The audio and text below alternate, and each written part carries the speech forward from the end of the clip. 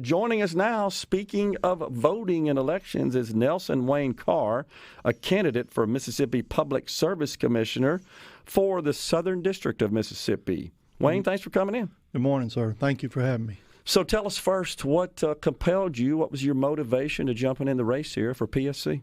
Well, as a Mississippian on the Mississippi Gulf Coast, I've spent my 45 years of my adult life.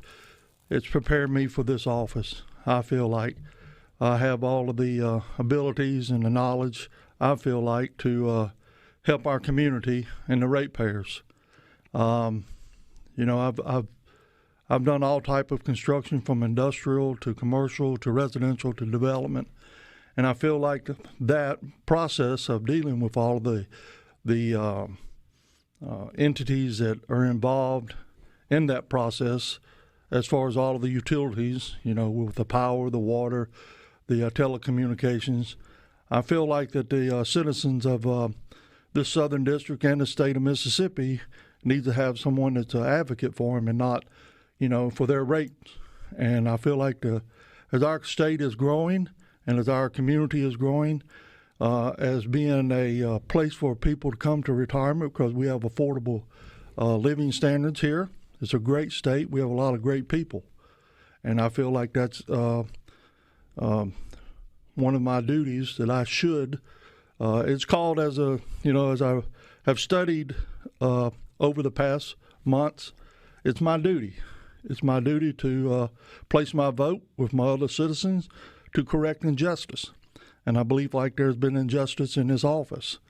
As we have looked into this campaign and we've watched our opponent that has not been transparent with our ratepayers and our citizens of this state. Numerous times we have pointed out where he hasn't done what the election law says he's supposed to do, and that's report all of his contributions and his expenses. He has not done that. Every time we pointed it out, it seems like it goes on deaf ear. No one's listening to us. And that's why we're here today on your show, sir. Okay, so how would you contrast your positions in terms of just management and administering and oversight in the office? It is a regulatory office, of course. Sir. So how would you contrast your style to the present office holder? In that question, I thank you for that question. That's a very important question.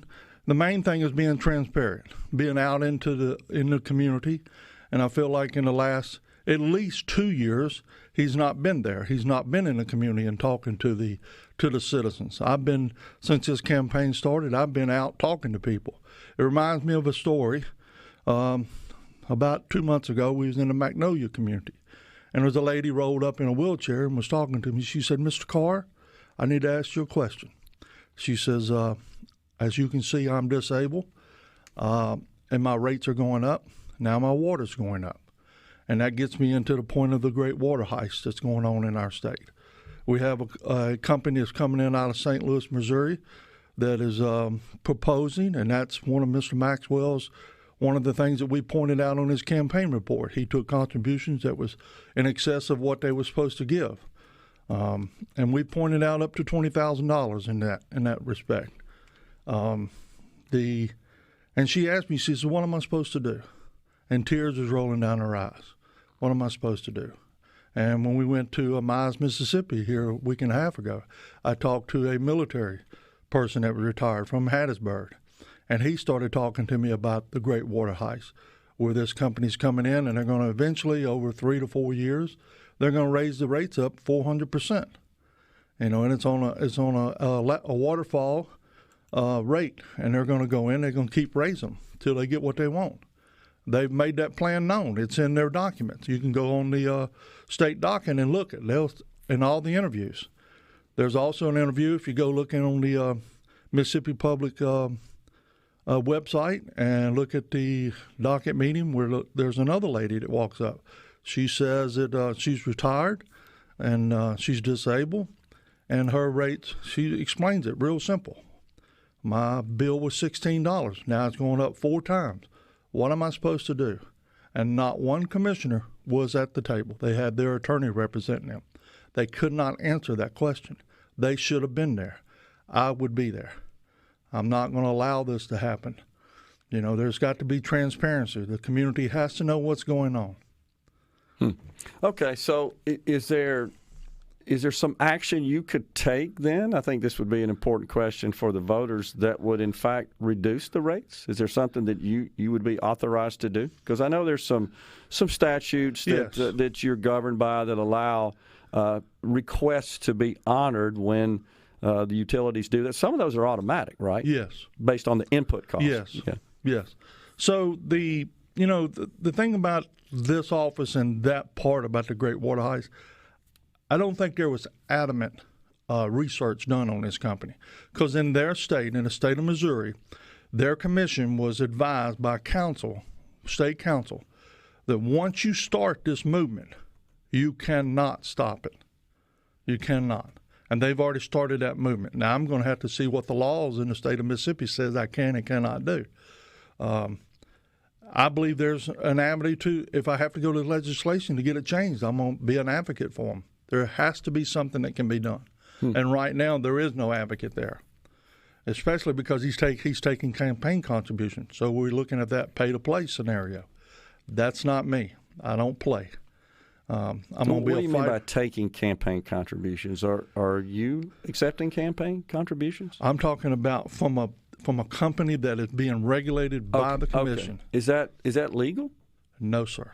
That is not legal. And you have some evidence of that? Yes, you can go on the docket and see. You can go on our website, Wayne Carr, voteWayneCarr.com. Well, I mean, a third party that would be responsible for tracking this sort of stuff. Like, would the Secretary of State's records reflect that? They should, and the Ethics Committee should. We've already filed ethics complaints against them.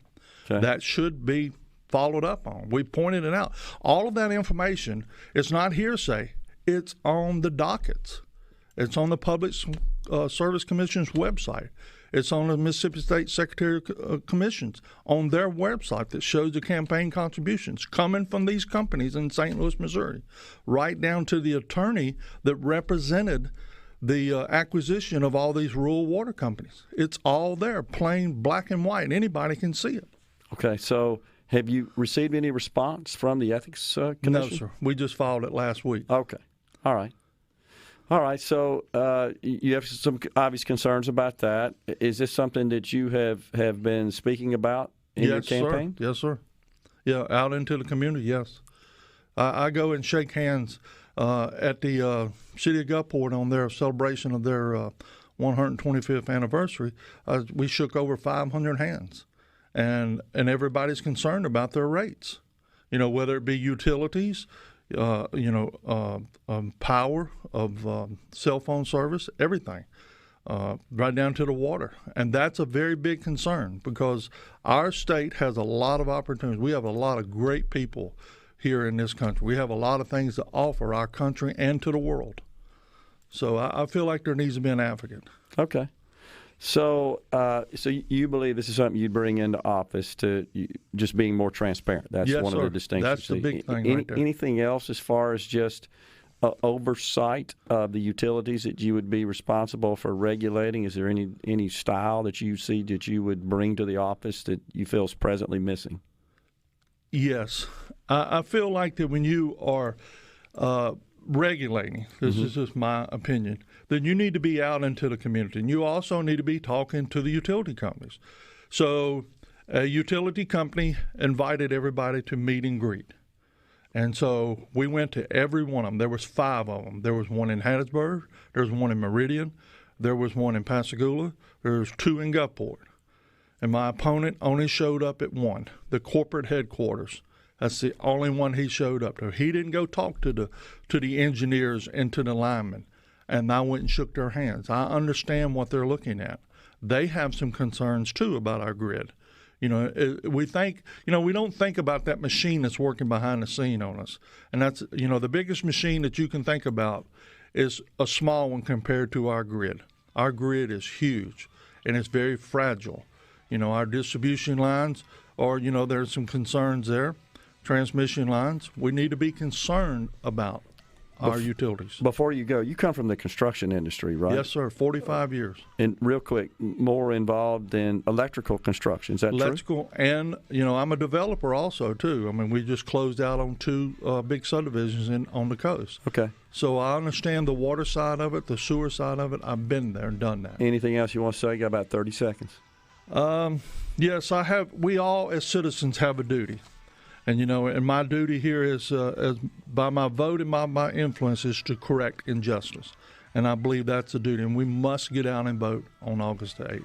That's for all Mississippians to do. Wayne Carr, candidate, Mississippi Public Service Commissioner in the Southern District. Thanks for coming on, Wayne. Thank you, sir. Good Thank luck you on for the having campaign. me. We're coming right back in the Element Well studio.